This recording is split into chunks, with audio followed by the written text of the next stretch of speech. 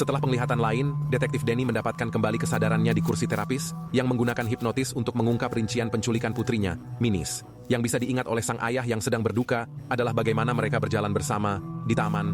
Gadis itu memintanya untuk membetulkan kepangan rambutnya dan kemudian dia mulai bermain di antara anak-anak. Danny, memalingkan muka sebentar, melirik ke arah seorang pria asing dan ketika ia menoleh ke belakang, gadis itu sudah tidak ada. Dia mencari kemana-mana, tetapi gadis itu telah lenyap. Sesi terapi juga gagal mengungkapkan apa yang telah terjadi. Pada saat itu, dia menerima pesan dari kantor di ponselnya dan mengucapkan selamat tinggal pada terapisnya.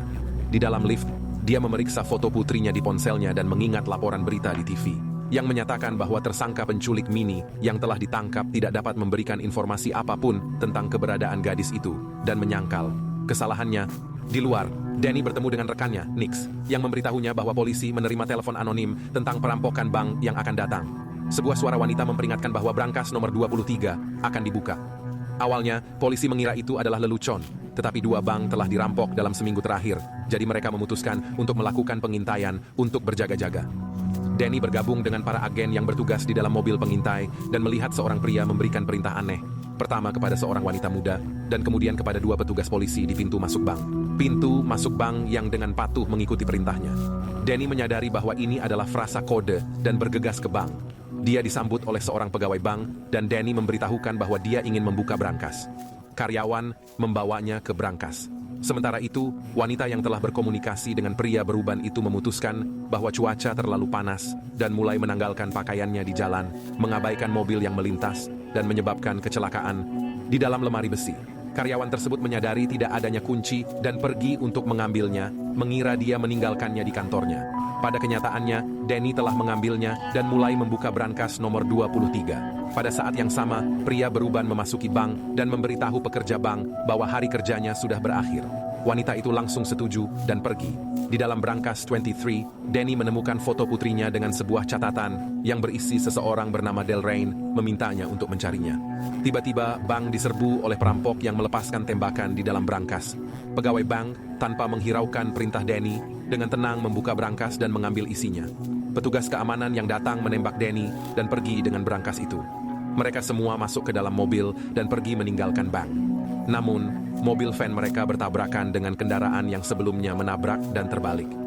Pria beruban itu mendekat, mengambil isi brankas, dan meletakkan sebuah alat peledak di tangan gadis itu. Danny, yang tidak terluka parah karena mengenakan rompi anti peluru, bergegas keluar dari bank tepat saat ledakan terjadi. Dia mengejar pria misterius itu dan berhasil menyusulnya di atap gedung, di mana dia melihat pria itu memerintahkan 2 petugas polisi untuk mengincar sang detektif.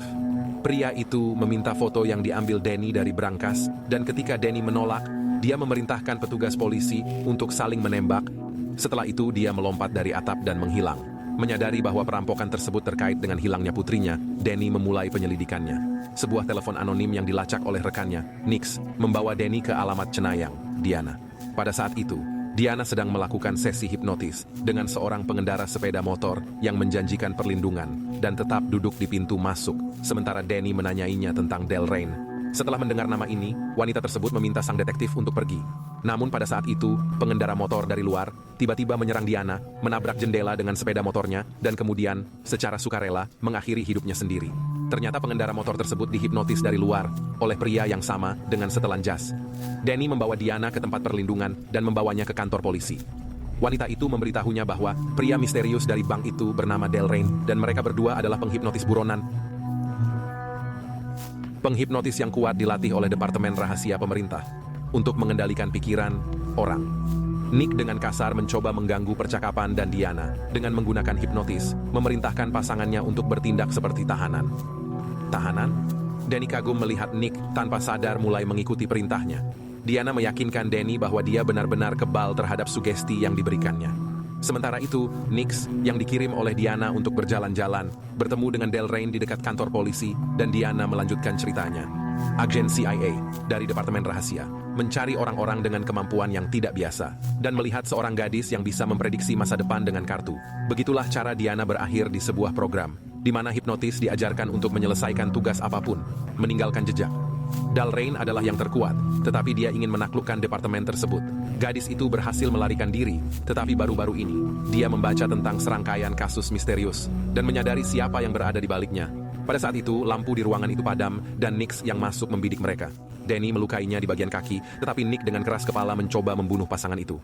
Danny kemudian memborgol pasangannya ke sebuah kisi-kisi dan menyaksikan dengan ngeri saat dia hampir merobek tangannya sendiri saat mencoba menggapainya.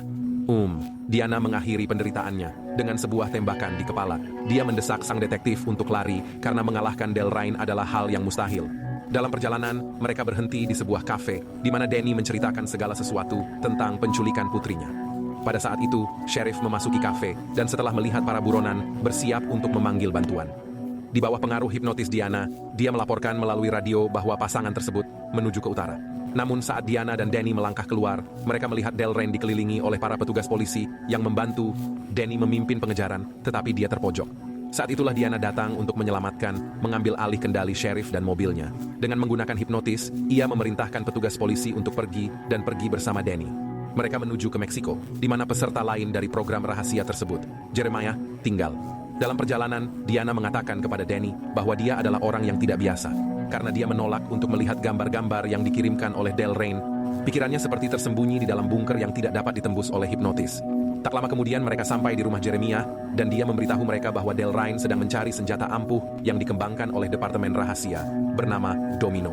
Namun, Delrain mencurinya, dan untuk menutupi jejaknya, dia menghapus pikirannya sendiri, sehingga tidak ada orang lain yang bisa menggunakannya. Dalam kasus seperti itu, hipnotis yang kuat mengatur pemicu yang secara bertahap, membuat mereka mengingat lokasi barang yang disembunyikan, dan memulihkan ingatan mereka.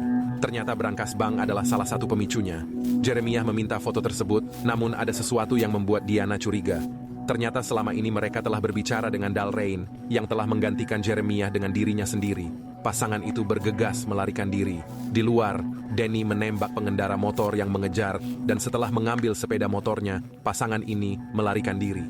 Mereka ngebut melewati kota tua, dan Diana memperingatkan bahwa semua yang mereka lihat tidak nyata. Akhirnya, mereka terjebak, dan ketika Delrain akan merayakan kemenangan, sesuatu yang tak terbayangkan terjadi. Polisi berbalik melawan Delrain dan Danny yang melakukannya. Diana memintanya untuk mengingat masa lalunya. Tidak mungkin dia tidak pernah menggunakan kekuatannya. Tetapi pria itu tidak dapat menjelaskan gelombang kekuatan yang tiba-tiba. Kemudian wanita itu membawanya ke temannya, River, seorang peretas tunggal yang dapat membantu mengungkap kebenaran, mulai mencari Danny dalam database. Dia tiba-tiba menemukan istrinya, Vivian, dalam database Departemen Rahasia. Pria itu tidak bisa mempercayainya. Mereka sudah bersama sejak kuliah, tetapi Anda tidak dapat membantah data departemen. Kemudian, dia memberitahu Diana bahwa mereka putus, tidak dapat mengatasi kehilangan putri mereka. Setelah percakapan itu, wanita itu pergi ke kamar mandi, dan telepon Danny berdering. Delrain memerintahkannya untuk membunuh wanita yang mengkhianatinya, Diana. Danny berhasil melawan hipnotis, tetapi alih-alih pistol, gunting muncul di tangannya. Menyadari apa yang terjadi, wanita itu membantunya melepaskan diri dari hipnotis dengan mendekat. Pada malam hari, detektif bangun dan pergi ke komputer Rivers, di mana ia menemukan informasi bahwa Diana adalah istrinya, Vivian, dan Minnie adalah putri dari dua penghipnotis yang kuat, Diana dan dia. Gadis adalah proyek rahasia, Domino. Dia memberitahu Diana tentang hal itu, dan Diana mengaku bahwa dia sendiri yang menyembunyikan gadis itu. Dan kemudian Danny menyadari bahwa semua kejadian hingga saat ini adalah kenyataan yang telah diubah. Dia tersadar di sebuah ruangan besar yang dipenuhi dengan agen-agen dari Departemen Rahasia, yang banyak diantaranya dia lihat di sepanjang cerita yang diproyeksikan, termasuk Nix dan Delrain. Mereka menjelaskan kepadanya bahwa Danny dan Vivian adalah ahli hipnotis, dan putri mereka, Minnie, lahir dan dibesarkan di Departemen Rahasia. Menyadari bahwa gadis itu sedang dipersiapkan untuk senjata yang mengerikan, sang ayah mencuri putrinya sendiri dan membawanya ke arah yang tidak diketahui.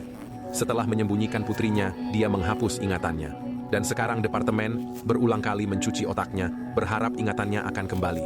Danny bergegas keluar dari pavilion dan melihat bahwa seluruh area telah diatur untuk membuatnya percaya pada kenyataan dari apa yang dilihatnya.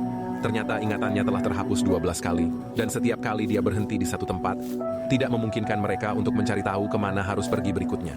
Dan sekarang dia menolak untuk berbicara lagi, jadi dia sedang dipersiapkan untuk penghapus ingatan. Sekali lagi, Danny ditempatkan kembali ke dalam realitas hipnosis, di mana dia mengulangi sesi dengan terapisnya, dan sekali lagi mengamati perampokan bank, menganggap gambar yang dibuat untuknya sebagai kenyataan. Namun kali ini, dia tiba-tiba terbebas dari hipnotis, dan terlepas dari semua usaha para agen, dia berhasil melarikan diri dari pangkalan. Diana memerintahkan helikopter untuk dikerahkan.